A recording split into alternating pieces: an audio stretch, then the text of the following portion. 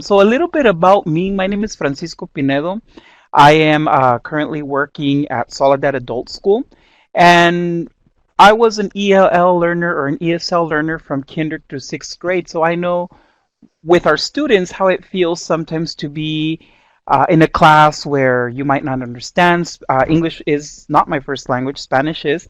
I'm also the first one in my family to attend college. I proudly come from migrant farm worker parents, and I have been teaching adult ed since 2004. I'm also an OTAN trainer since 2010, and just recently, as of about a year and a half ago, became a CalPro trainer. Currently, I'm the lead instructor, admin assistant for Soledad Adult School, and I also do trainings for CalPro. So again, welcome. And I've read everyone's introduction, and I've seen a lot of you have a lot of great experience in adult ed. I'm very glad to see that. A lot of you are new, and for those of you who are new, welcome to adult ed. So this CalPro online course is presents an optimal process for ESL instructional planning. The process uses three types of strategies: the management part, monitoring part, and the reflection. All the information presented is backed by research, so these strategies may be used with any proficiency level. Throughout the course, participants will explore ways to integrate these strategies into their course and your daily lesson, which I think is one of the main goals that is for me to accomplish that you identified as a need is wanting to know how can you use these strategies in your classroom. So the objective of the course again is to explain the instructional planning process, optimize student learning, and support students to achieve their goals. Also, is to describe and identify management tools, which was another thing that a lot of I was reading on the discussion boards. Is like, how do I manage a multi-level class, or how do I manage a class where if it's in the adult ed or in the community college where you have a big spectrum of students with different learning needs and a lot of bringing in a lot of experience as well. So we'll definitely be touching on that a lot. Also to describe and identify monitoring tools and activities that teachers can incorporate into your daily lesson planning or if or your activities that you're doing. Describe, identify, and reflect on strategies and activities that teachers can incorporate into instruction. So that was also another of the thing is uh, people wanting to learn about different activities or strategies. I saw that come often in strategies on what to do with such courses, such a multi-level class. Class participation on your behalf on the Moodle site is crucial, and it's very nice to see so many responses and everybody responding to everybody's comment. So please respond to your colleagues' post.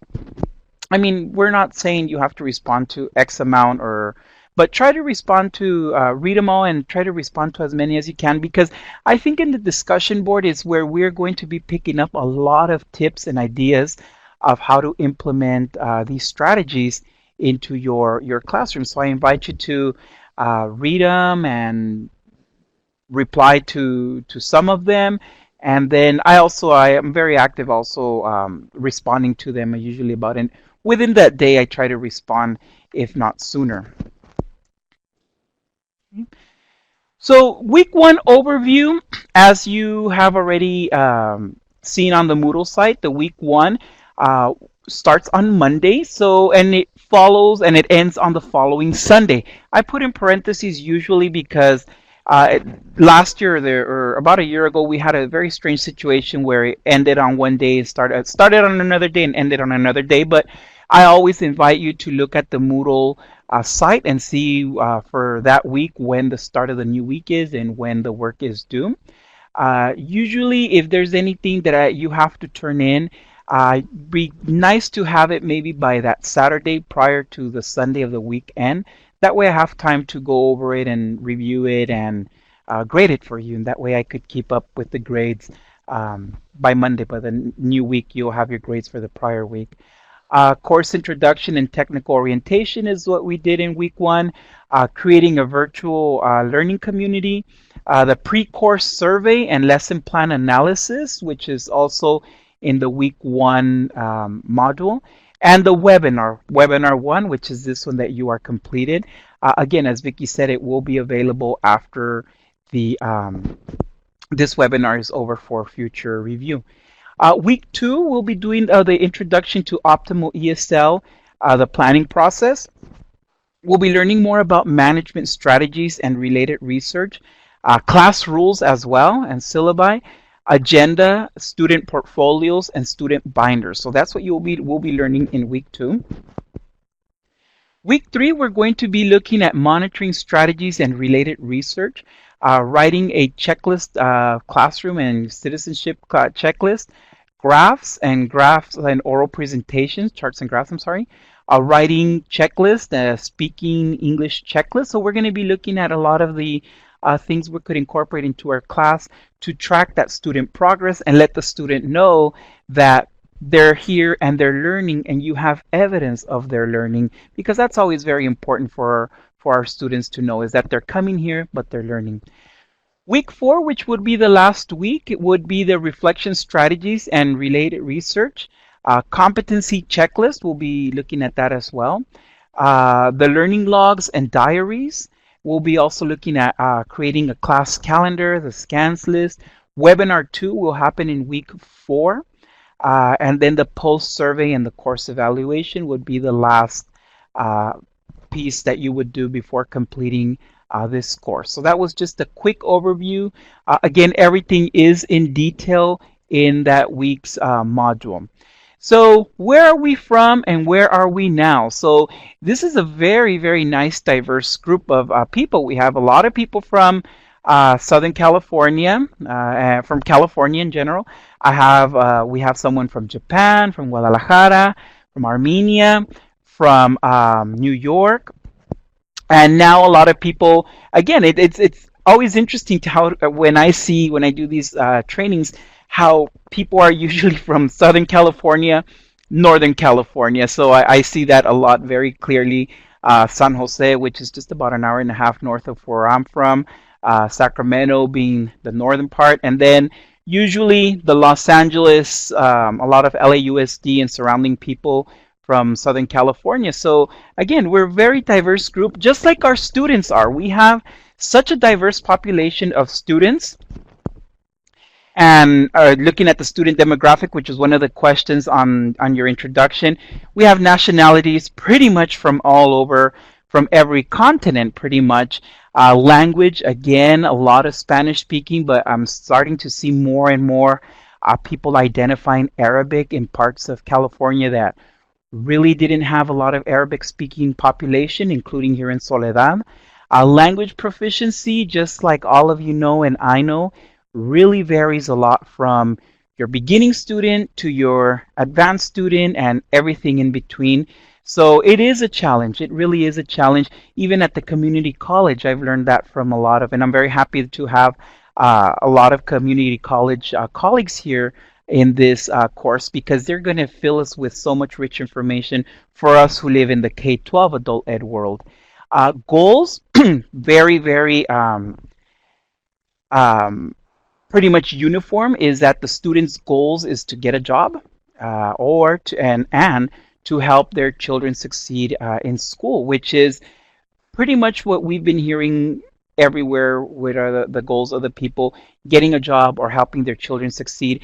We have a lot of them, a lot of our ESL students also wanting to go into post-secondary, which is great, especially the younger students. We see that more and more, and also a lot of people who are changing jobs, and we see that a lot here in Monterey County. People working in one industry, going into another industry, so they need that good language proficiency, so they come into our programs or into the community colleges. So the first, what we're going to see here is a question, and my question to you, and I want you to type your answers. So you would see that little box that appears, well, that long box that appears with the question on the top in blue that says, how do you communicate with students, what students will learn in the class for that day? So how do you communicate with your students what they will be learning that day? So I will put on my teacher hat, and I'll give you exactly 45 seconds to just typing something quick. You don't have to do a complete sentence. Just how do you communicate with your students for that day? Okay, so agenda. Ah, very good, Veronica and Lorena. That's good. Okay, so I'll write it on the board. Good, Jose. Thank you. Okay, write the objectives and the agenda for the day on the board before or in the very beginning of class. Objectives. Students will be able to. Yes. Okay.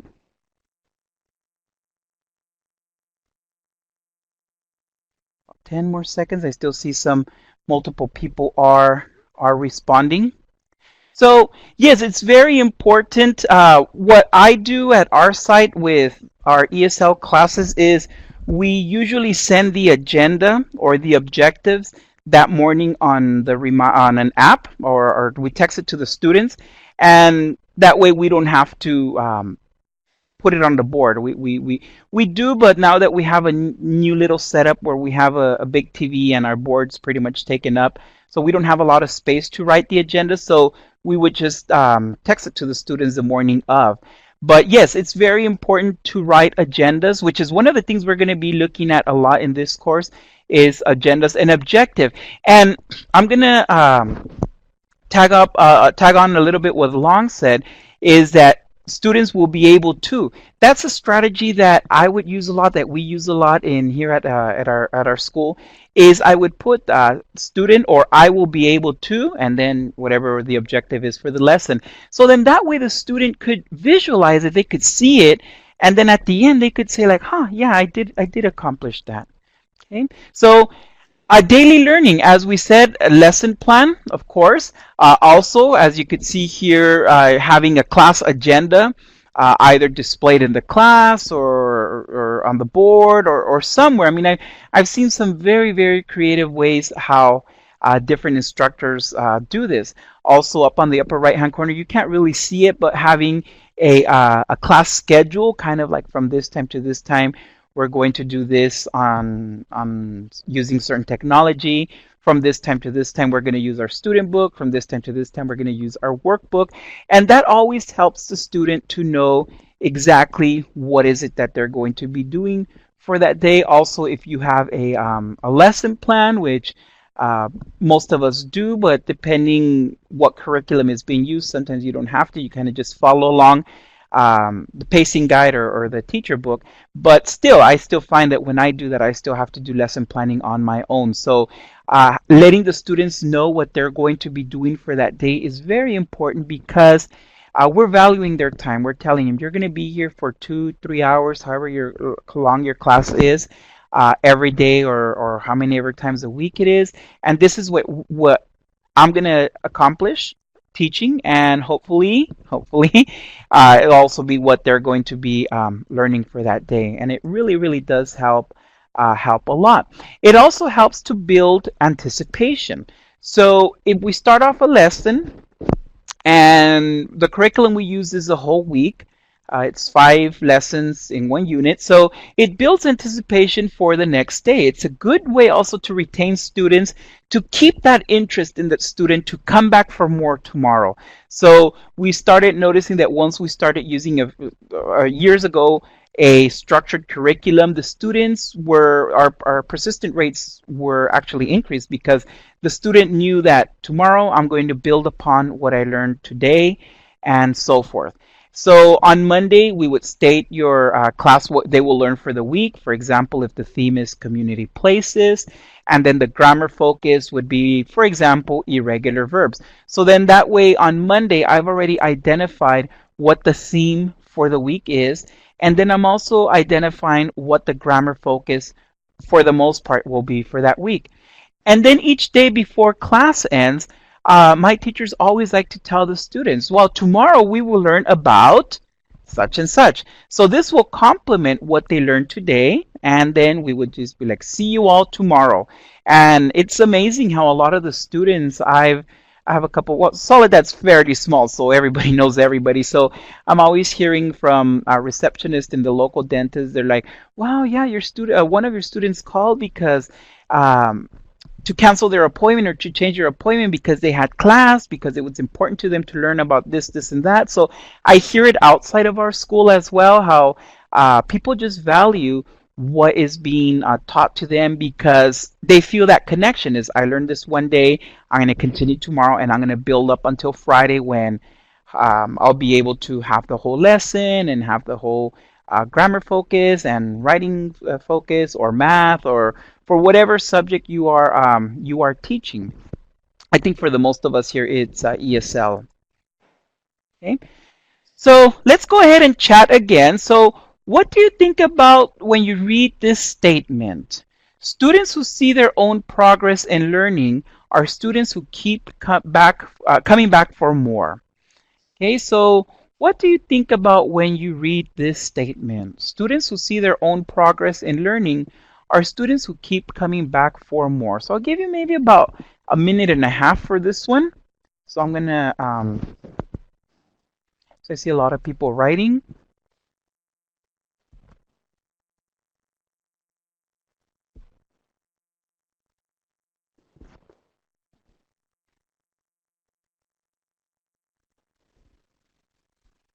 Okay, it's true, good.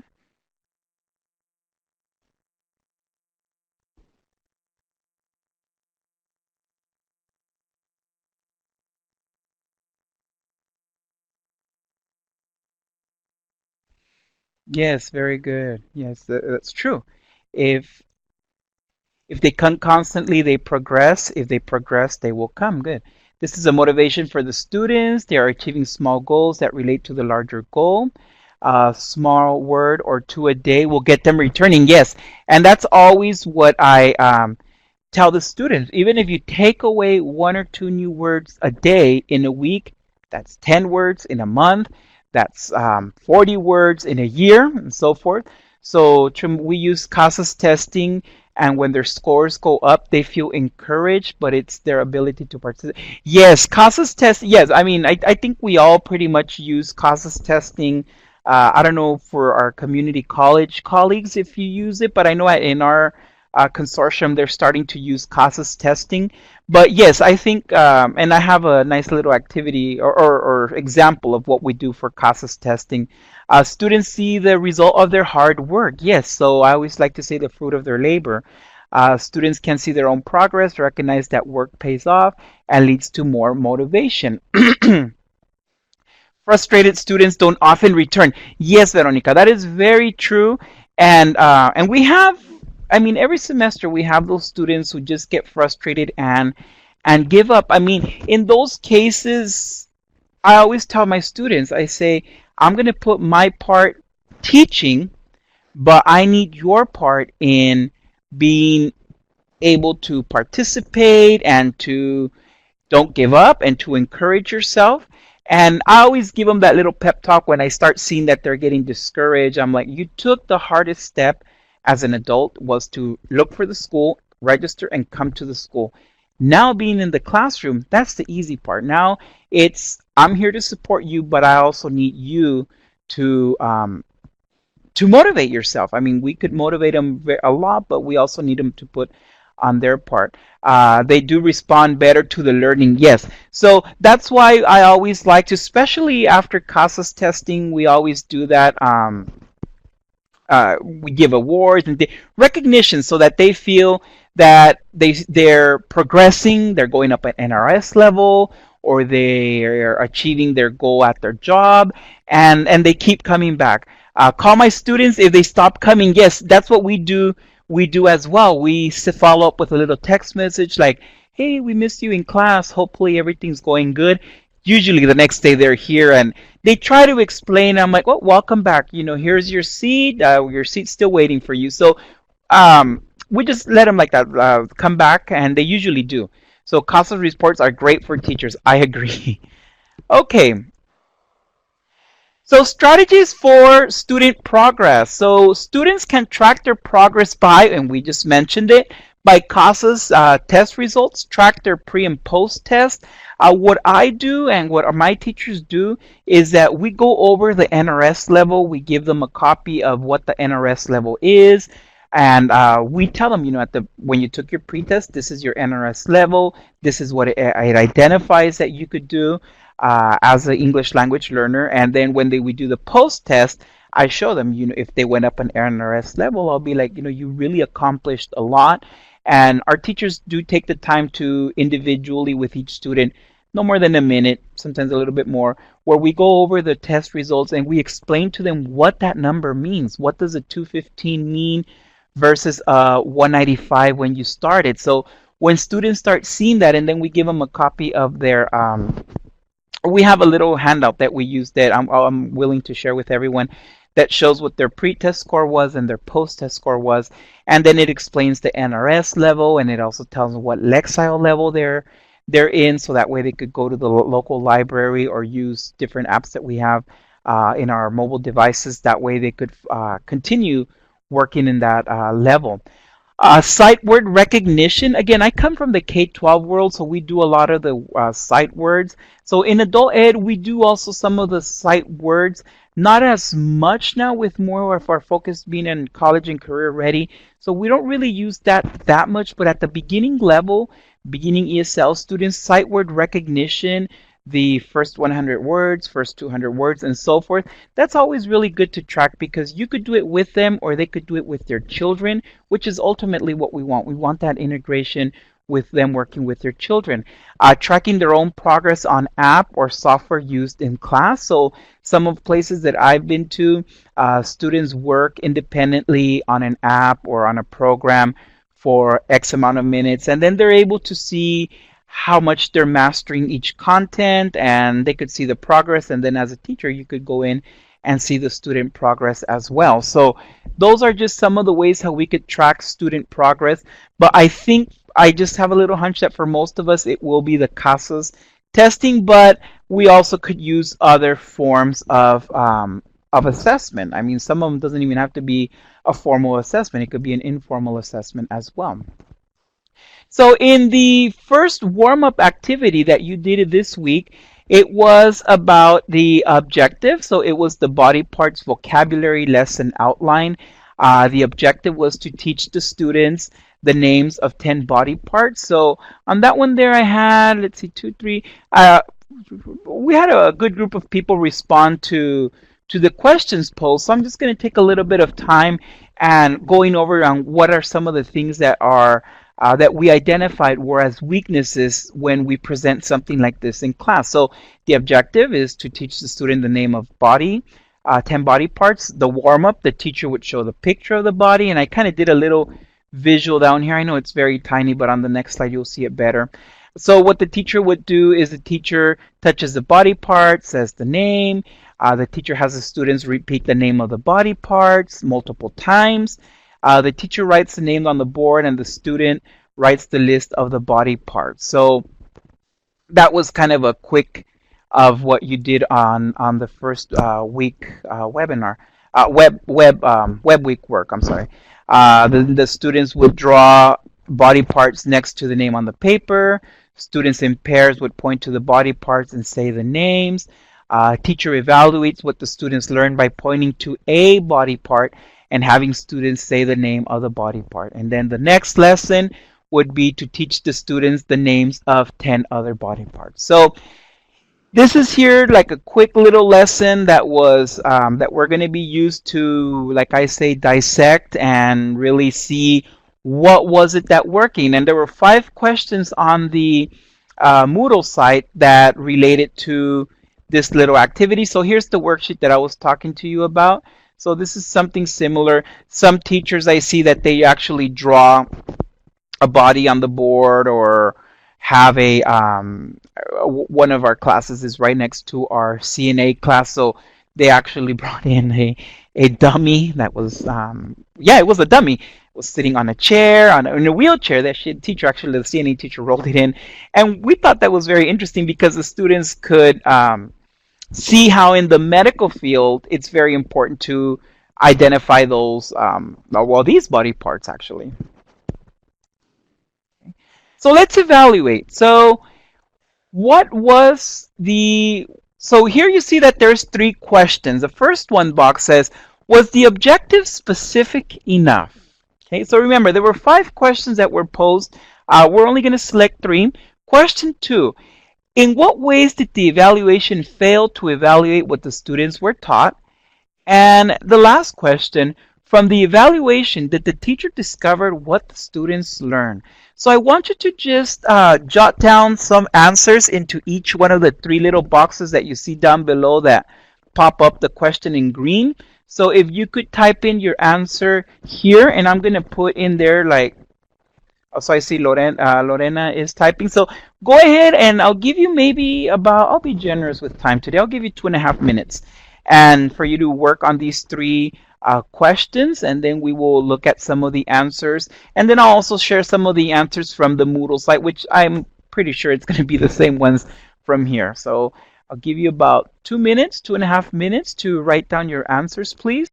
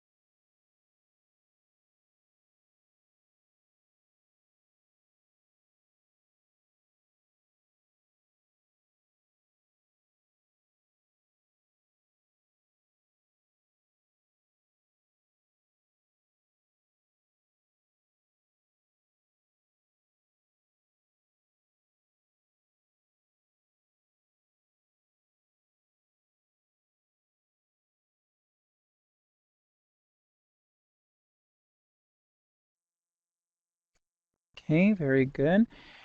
Try to also answer the question in the middle. In what ways did the evaluation fail to evaluate what the students were taught?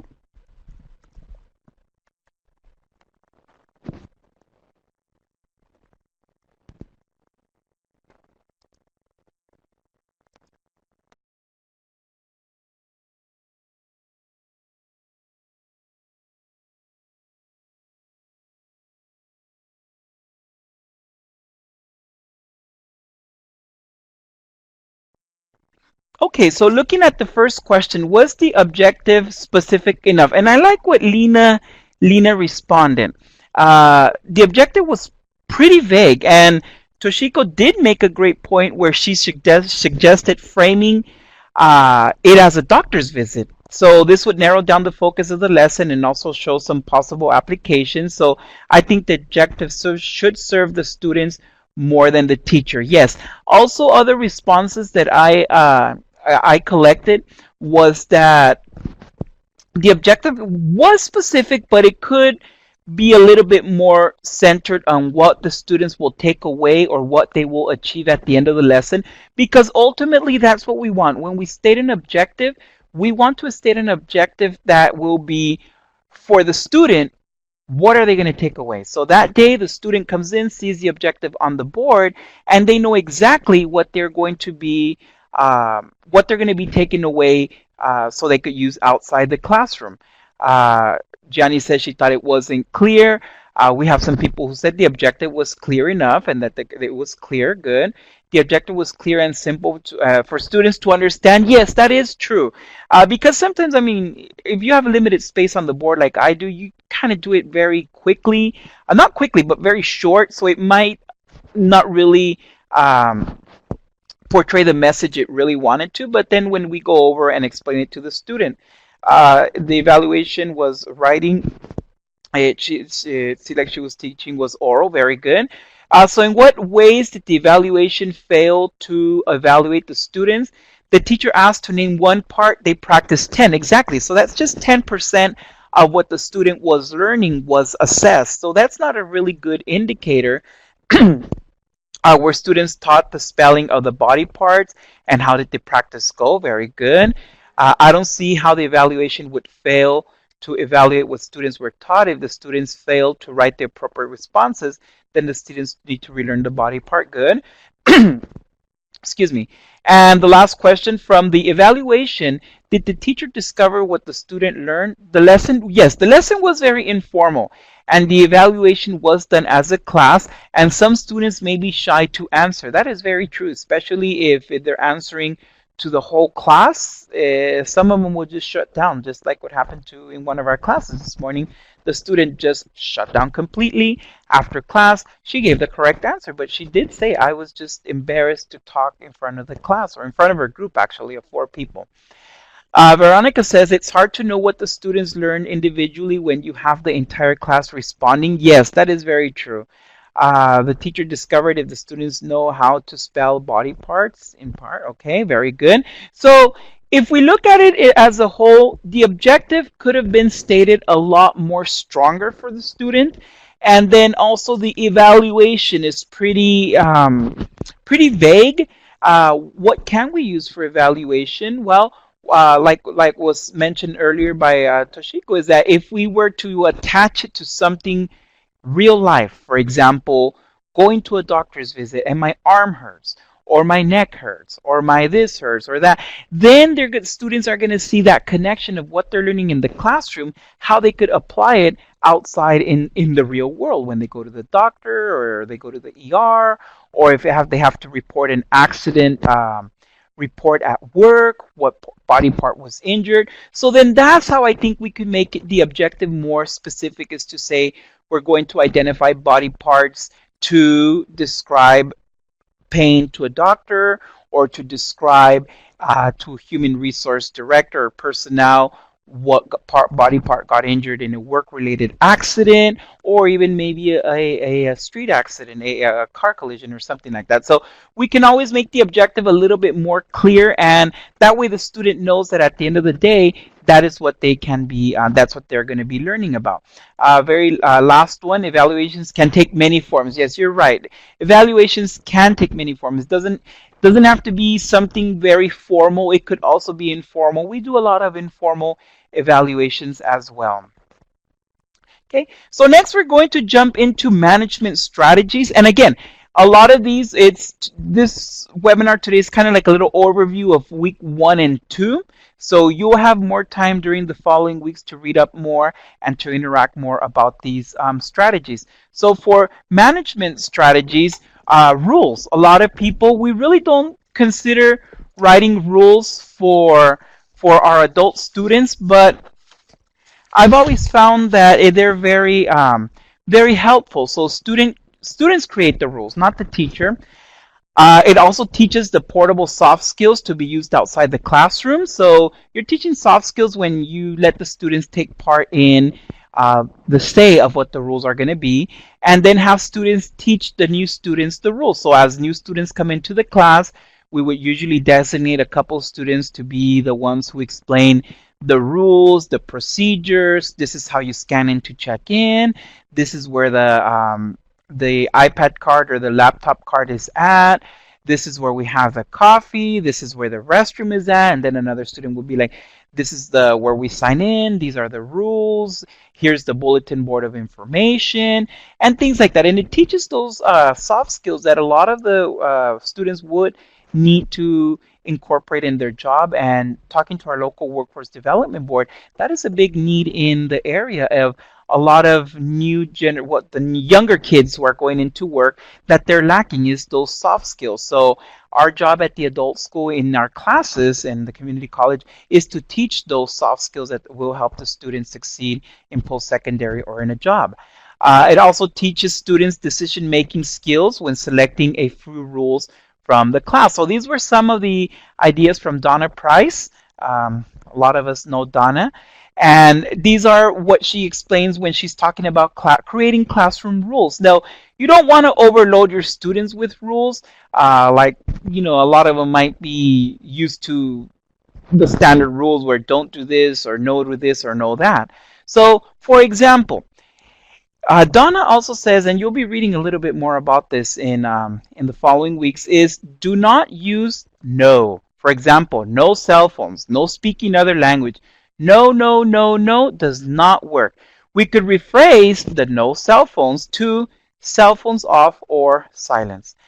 We could say, instead of saying no speaking other languages, practice with the classmates in English, or practice with classmates. So every time we say a no, and especially if we have it up displayed on the board, that's already kind of like a um, it's bringing that bad stigma that the student might have of school, and when they're always told no, you can't do this, or their home life, or whatnot. So we try to keep no's away from the classroom and having it more simple, like for example, cell phones off, or while the teacher is talking, try to avoid side conversations when the teacher is talking. Something simple, something that they're going to use more, and they could also use it outside the classroom, at home, at work, and so forth. Okay. Now we're going to be looking at backwards design. So in this course, we one of the projects that you will be doing is on backward design planning, where we identify the desired results first. So this might be a little bit different than how we're used to planning. We usually say usually the end result is at the end, but when we do backwards design is we use the end product first. So we identify what the desired result is. Then step number 2 would be determining the acceptable evidence of learning. Is it going to be in the form of an assessment? Is it going to be the form of a project? Is it going to be a group-based project? Is it going to be an oral assessment? Is it going to be show me what you learned type of thing? Or is it going to be a test or a quiz? So whatever form of acceptable evidence of learning that you determine is what you're going to choose for that outcome. And then the third step would be design a meaningful learning experience. So the planning part comes after we identify what we want the result to be, and then we identify what we're going to be using as evidence. So what will be our evidence piece? And the evidence piece does not have to necessarily mean it's going to be a test or a quiz. Excuse me. So in this example, using our CASA's competency profile, we see here that only 33% of the students who took the CASA's test, 85R, know how to use a map related to travel needs, and also ask for, follow, and clarify directions. So I see that, and then I see the class. This is a intermediate at high intermediate class.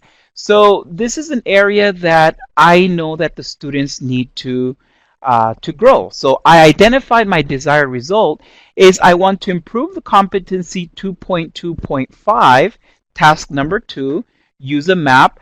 I improved to 55% of success rate from 33% on post-test 86R. So I'm already identifying what is the assessment I'm going to use. Well, it's going to be the next CASAS test. Okay.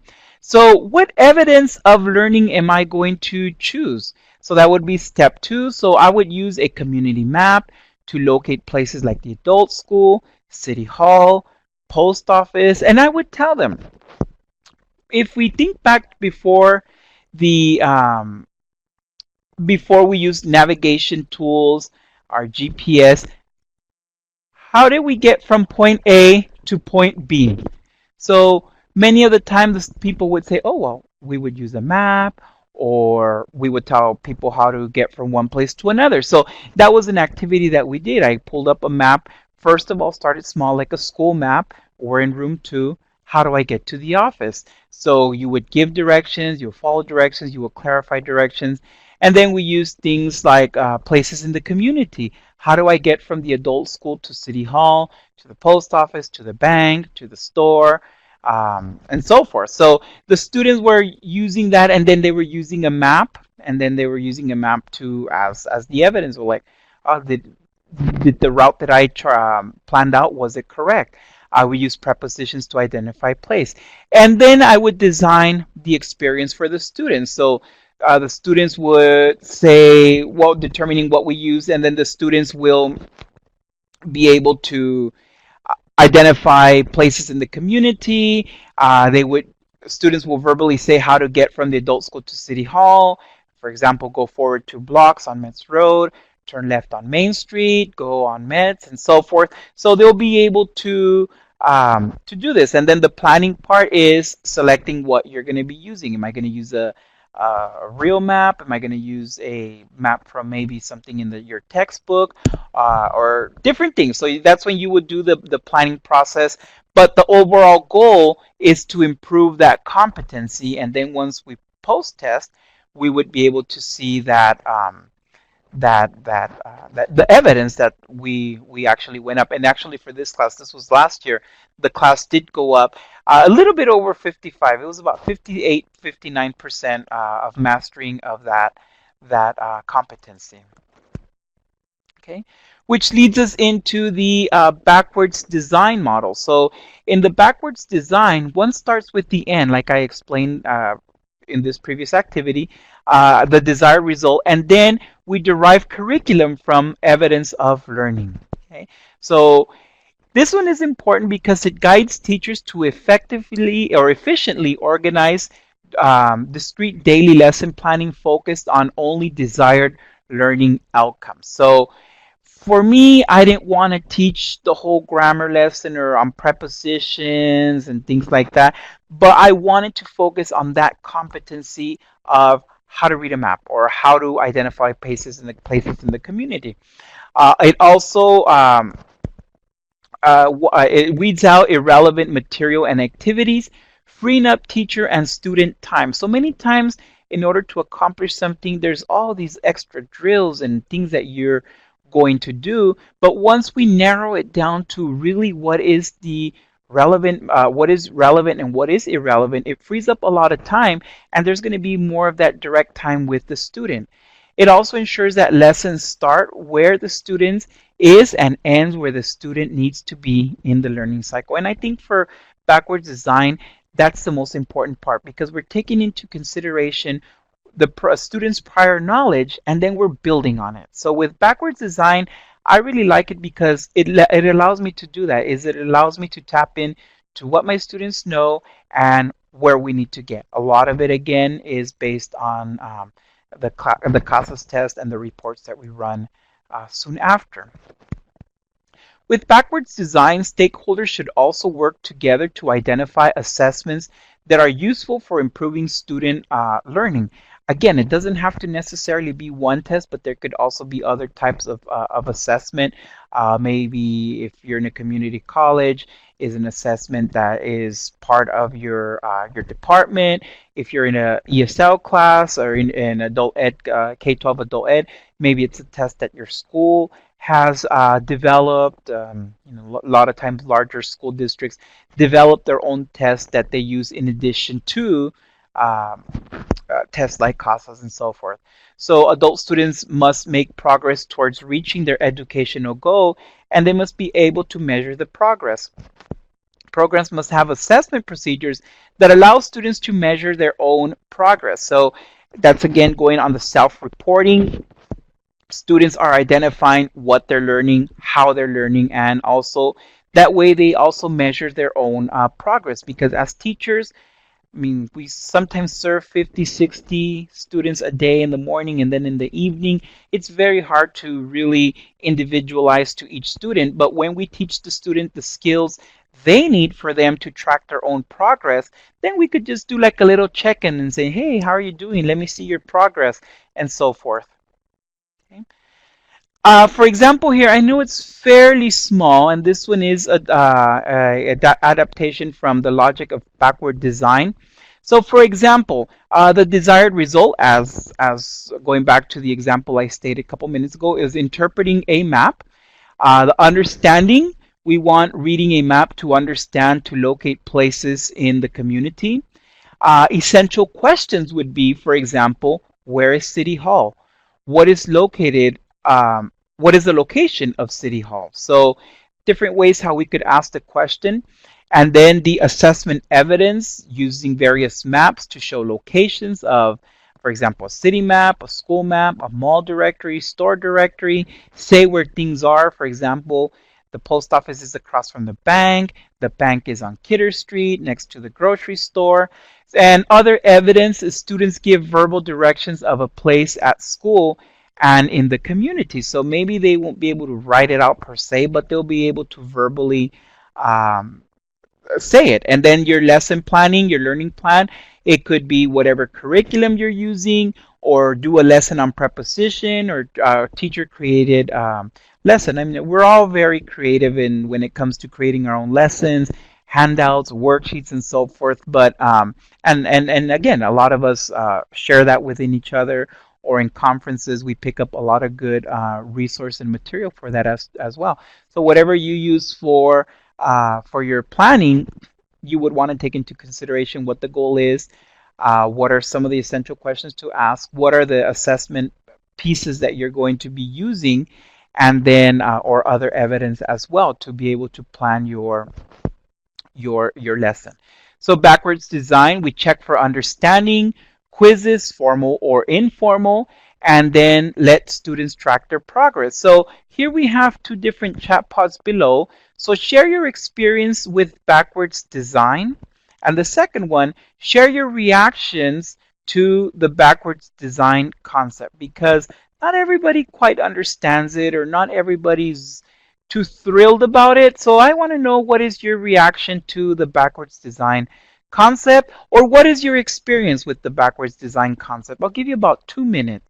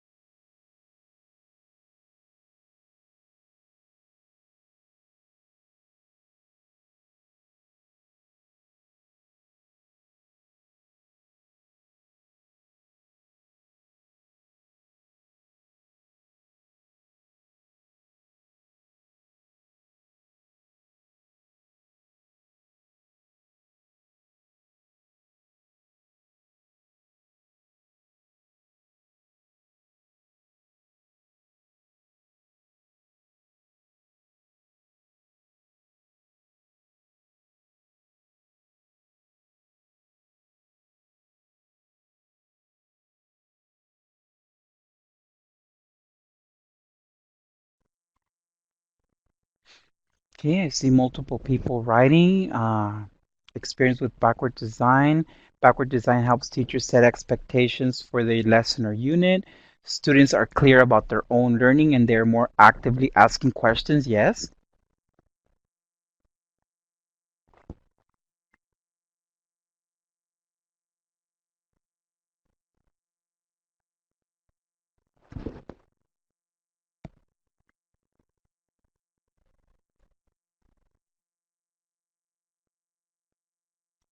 Okay, so for citizenship prep as well, start with questions we are going to learn in the lesson, then explain the history. Good. Try to keep long-term goals in mind when designing lessons to fit the student's need. Yes. It sometimes require modifications of lessons and objectives. Yes, that's what I find a lot too when we do backward design. It does require some modifications, especially if you are in a multi-level setting instead of a single level setting. You do really have to do modifications. Reactions, knowing you're headed before setting out is important. It helps avoid unnecessary detour. Yes. So when we talk about that unnecessary detour, um, it's that extra fluff, what I like to call, in the lesson that sometimes we don't need. Backwards planning is great because you have the end result in mind. Yes.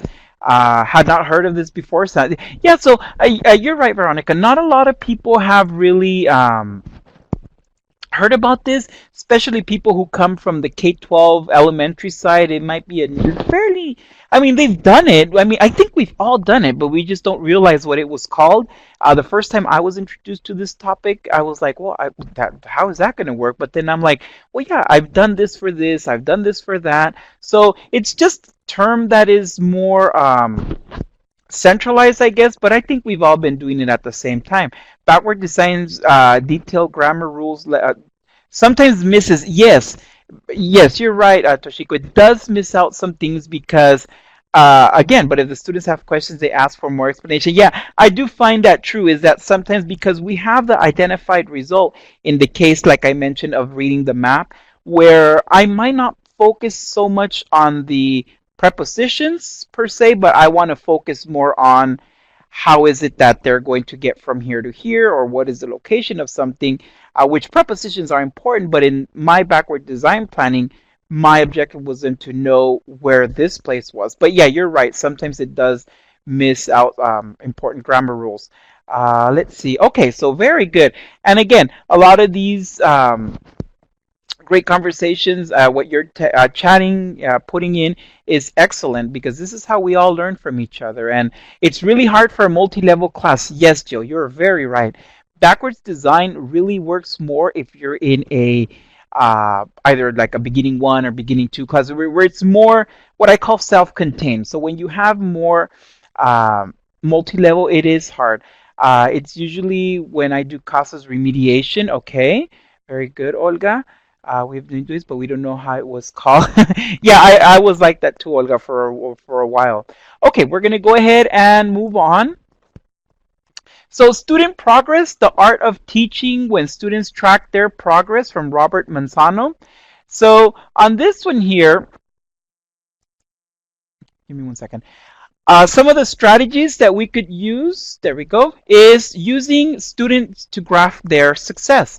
So many times the students graph their success, they're able to see, for example, this is one that we create here in our agency, is the letters represent the assessments. So CASAS test, 81, 82, 83, 84, and so forth. The numbers represent the NRS level. So here you could see student started with test 81, their score was a 190, and then they went to test 82, 83, 84, 85, and so forth. So here you could see the student could actually see their progress. So we at one point we would have the students like color in their own little their graph, which was very neat because then the student would take pride in saying, "Oh, I went up, from this level to this level." So that really worked a lot.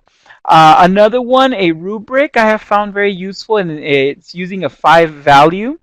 4 with the score with a value of 0 through 4 with a score of 3, meaning the learning has, or I'm sorry, the 4 meaning the student has mastered the content that is a target instruction. So here, for example, the student will also self-score, and then they would do the peer score and then the teacher score. So this is also good, especially for writing. So this one here is especially true for writing when we want the students to proofread and then peer review and then the teacher review. So this one here is very, very useful as well because the student is able to assess themselves. And I always tell the the other student who's checking is like, please be honest. Don't put a 4 just because he or she is your friend and you don't want to hurt their feelings. So it happens a lot, and I always tell them it's for the benefit of you, it's for the benefit of the other student if we're really honest, and we learn to give constructive feedback because this is what we start incorporating a lot when we start doing this, is that we're asking for that constructive criticism, which is very hard for some of the students to do because, again, they're friends with this person, they've known this person, and they don't want to hurt their feelings. Other ways how we track student progress is we were talking about CASAs, and this one here would be the example of a tree where the students, if they go up a NRS level, we will put their name on the apple. And then if they pass their high set, we would put their pictures down here or little cap. And then the caption says, who's the brightest apple? And then it would say the whole bunch. So that one is what we have at our main site. Here in the classroom, I have something similar. So this is just a good way for students to feel motivated. They see their name up there and they really like it and they're very, very excited. Also, this is one of the handouts that I was talking about with the CASA score. Again, if you requested, I could send it to you. This was created by us here at Soledad Adult School, where we tell the student, we meet with them after they take the CASAS test, after it's processed. Our clerk specialist, she's the one who processes this, who's here in the room with me right now, doing her CASAS work. And then here we would have the NRS level and so forth. So yes, Joe, I will make this one available. The rubric that I have, the handout, I'll email it, or I'll see if I could post it on the Moodle site. So you will get it. Believe me. Okay. So that's just a way how you could help your students track progress. The graph, that's something the student will have, but something visual, something that recognizes their learning is going to be very valuable for them as well. Okay, so this concludes our first webinar, and you will see that webinar 2 will be Thursday, February 21st from 3:30 to 4:30. So that will put us in, actually it will be week 3, not week 4, as was mentioned before. Before we sign off for tonight, there is a evaluation that will pop up once we end this session. If you could please take a moment and fill out that evaluation, it will really be for my benefit. That way next session I know more how to present to you, or what is the content that you really want to me to present. So I will be reading you on the Moodle site. Please keep the conversations going. They're very, very wonderful, and I'm very glad to have you have us all collaborate in this great Moodle site, because I think we're all going to learn a lot, especially having folks from the community college and from various adult schools, small to large. So together we will we'll do this, and we're all going to learn together. Okay, so that is it for today. Thank you very much, and I will see you in exactly 2 weeks. And I hope you have great rest of your work week. Okay, thank you. Thank you very much, Francisco, and thank you everyone for joining this afternoon. Again, the webinar recording will be posted in Moodle shortly, and you can either click on that web link below to complete the survey, or as soon as the webinar closes out, it will open in your browser. Thanks very much. We'll see you online, and we'll see you again on the 21st. Have a good evening. Bye-bye.